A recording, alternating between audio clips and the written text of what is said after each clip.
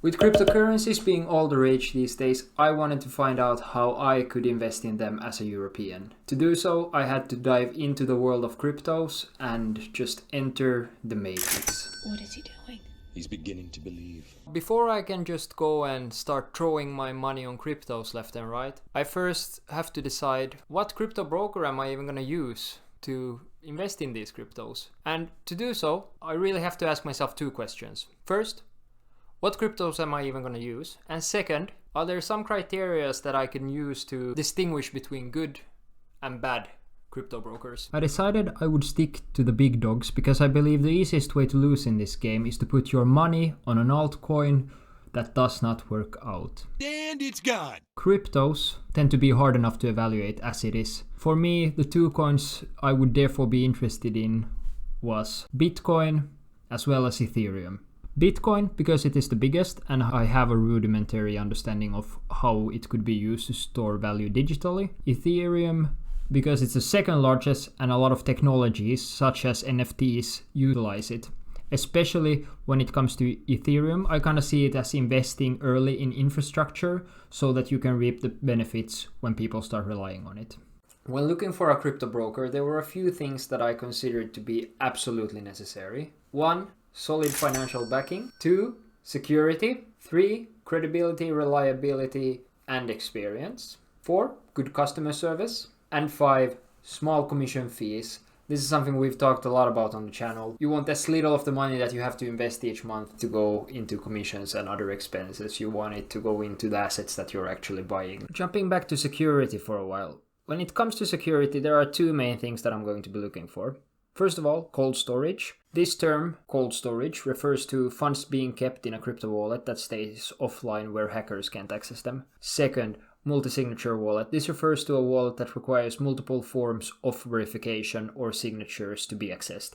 Users might have to use 2 different email addresses to open a multi-sig wallet, for example.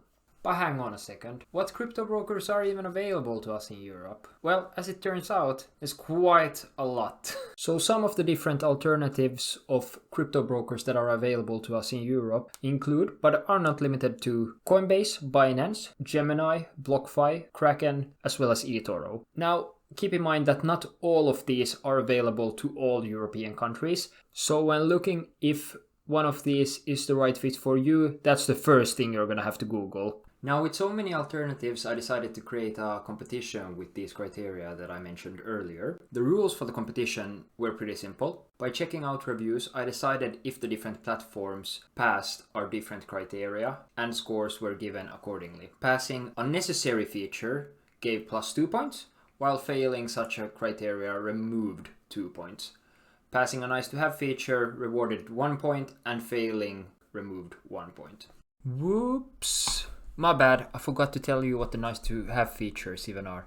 Well, here are the necessary features again. I ended up removing the solid financial backing as one of the necessary features since this is very hard to find reliable information about. The nice to have features include the platform being easy to use, demo trading, ability to earn interest on crypto you stake, and finally convenience in the form of a solid app.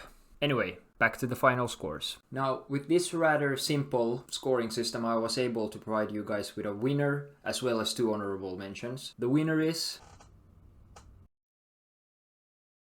eToro.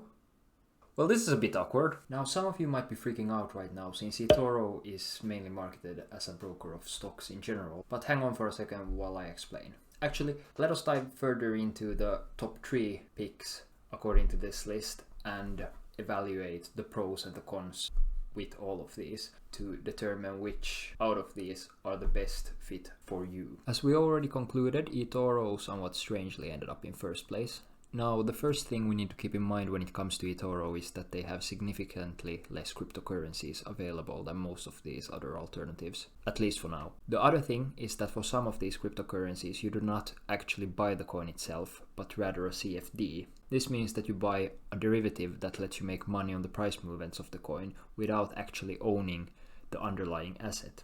If you want me and Marcus to explain CFDs in more detail, leave a comment below. Both of these reasons, as well as the fact that eToro is mainly a stock brokerage, makes it a rather unorthodox winner. However, the fact that it is a quite well-established stockbroker is also what allows eToro to do so well on many of our criteria. For example, eToro has excellent customer service as well as demo trading or paper trading, as it's also called. This allows you to practice investing before you dive into it with your own money. We have a full video on this, which I will link in the description.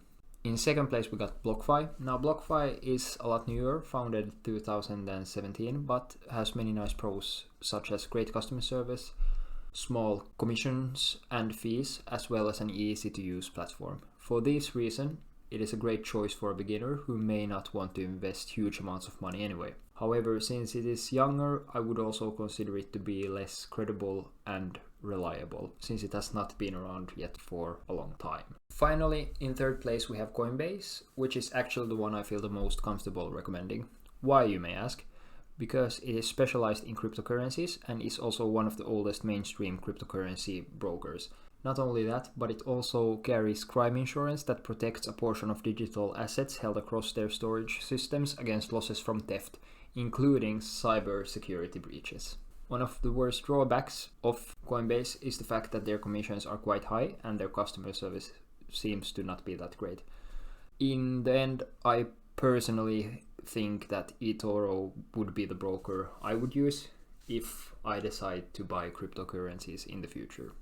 It's the one that I'm the most familiar with, and it has the cryptocurrencies that I am interested in. Furthermore, I will probably not invest very heavy into cryptocurrencies in the foreseeable future, so the fact that they don't have the insurance against crime doesn't really bother me either.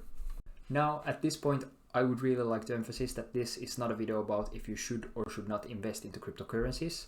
Rather, it just shows you how you can invest in them as a European. I would also like to be really transparent and tell you that I haven't yet invested into any cryptocurrencies, but I might do in the future, but I might also not do so in the future.